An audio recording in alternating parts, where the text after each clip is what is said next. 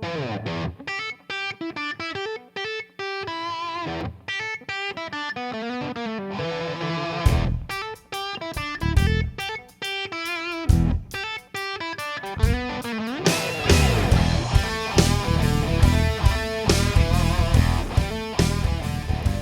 to Keep Talkin'. My name is Kristin Marand, and joining me today is Dan Scram from the Deeds. Thanks for being here, Dan. Hi, thanks for having me. Nice to see you.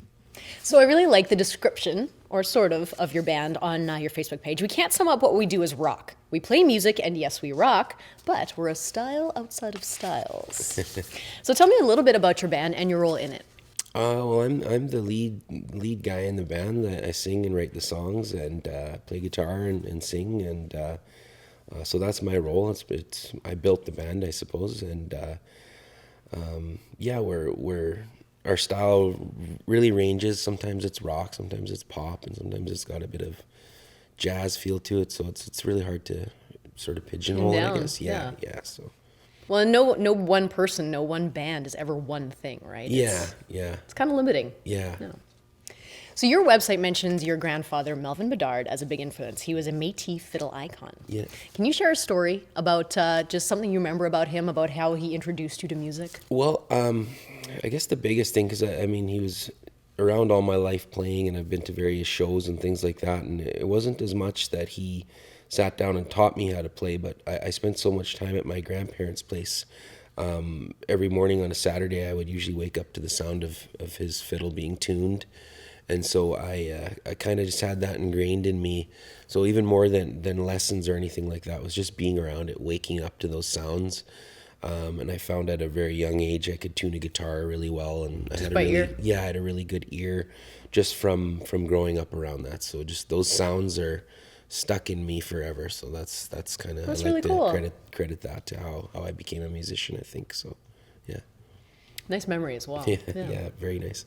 At the end of 2014, the Deeds played a holiday show at the park, and you guys kind of said that it was going to be your last show for a while you shifted your focus to do a little more writing. Yeah. So what have you been up to since then? Well, lots of writing. We've played some shows here and there in between then, and released some music videos, and just lots of writing. Yeah. So that was we were on album number 1 at that time. So album number 2 is in the works, and it's very close. It's about a month away from being done. So That's exciting. yeah, very.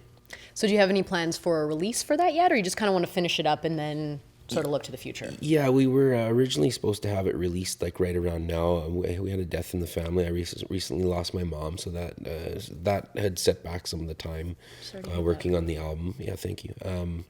So we were planning on sort of a spring release, but now I think because the summertime gets so busy with festivals and stuff like that, I think we're gonna just hold it back and do some production during the summer. We've got the music videos to complete, so I think we're gonna shoot for an official release in the fall, and we're gonna be doing a Canadian tour at that time. So we're gonna push it back to the fall just to make sure that we're not stepping on other things that are lined up already, and try to plan for a really good release. And summer is such a hit and miss time too, Yeah. right? Because people are out of town, or they're traveling, they're doing other things with their kids. It's hectic. Yeah, very much, yeah. Now, you talked a lot about music videos. You put out a fun music video for Guard Down not that long ago, and you had like a who's who of the Winnipeg music scene in it. Do you guys plan to do another video kind of like that, or where did that idea come from? The idea for the video came from Mike Latch. He shot the video. He's a very well-known videographer in Winnipeg here. He works with a lot of the really great artists around here, and some other Canadian artists, and he's a good friend of mine, and also does all of our video work, and he was the one that kind of came up with the idea. And I know a lot of the people that are in the video, but also a lot of that was Mike's doing, getting like Gord from CTV and stuff like that. Mike kind of pulled that stuff together, so I was really just flattered and honored that a lot of those people were willing to show up and give their time and do that, and that was pretty awesome. Well, it's a really fun video. People can see it on your Facebook page, right? Yeah. You were nominated for an Indigenous Music Award last year, Rock Album of the Year for Mother Nature. Yeah. What did you learn from that process? Well, when it comes to my heritage, I'm Métis, but I guess I don't always wear that. I guess I don't promote that about myself very often, and that A lot of people don't. Yeah, and that award had come up sort of on its own. I had applied a couple of years earlier, and never heard anything back, and then Kind of forgot about it. Yeah, and somehow the album got in the hands of the people that were picking the nominees, and I guess they really liked it and picked it. And when I went to the awards, it was very inspiring and touching, and it made me want to be more proud, I guess, of my heritage. You know, like, not that I wasn't in the first place, I've always been, but I think sometimes when you have a blend of races, you don't always know which one to be wearing on your sleeve. Yeah. You know, so I was very proud to be a part of the culture, and I felt really accepted and included, and it was very nice. I felt honored, and so I think definitely, you know, going forward, they did ask me, they said, you know, if you ever get your second album done, like, you're a shoe-in for a nomination, get it in here. So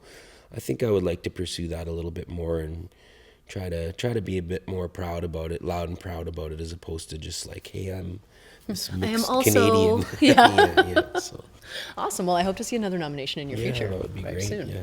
I just kind of want to bring this interview full circle here. You talked about your grandfather playing music in his house, but you also live in a very musical household. I do, right? yeah, You said I your do. roommate is basically a musical genius. Yeah, Jeremy Rusu, a good friend of mine and a bandmate, and also a very well-known musician around Canada. He lives with me, and we record out of the house, and there's not too many hours in a day that you don't hear music playing in our house. So. I would love to drive by that house. Yeah, you should. Well, and you also do some house concerts, you were saying. I do, yeah. I like hosting as well, because I love cooking and I love entertaining. So I've been doing house concerts for a couple of years now, and I've had some really good local names in here as well. And word sort of got out that I put on a pretty mean house concert. So now I get calls from all over the place. I've had people from Australia come through and play, and from all over Canada. I get calls, from people in British Columbia to Toronto, all over. People phone me and say, yeah, we have an artist coming through. We'd like to have them perform at your place if you'll have them. And so that's pretty cool. So I feel pretty excited about that, and it's a lot of fun. That's really neat. I'm thinking if Keep Talkin' goes on the road, we might have to make a stop at your house. Definitely. Please do. Thank you so much for being here today, Dan. Yeah, thank I you really very much for appreciate it. having me. Thank That was you. a great chat. If you have a creative project you'd like to share, we'd love to help you share it. Send us an email at keeptalkintv@gmail.com and like us on Facebook.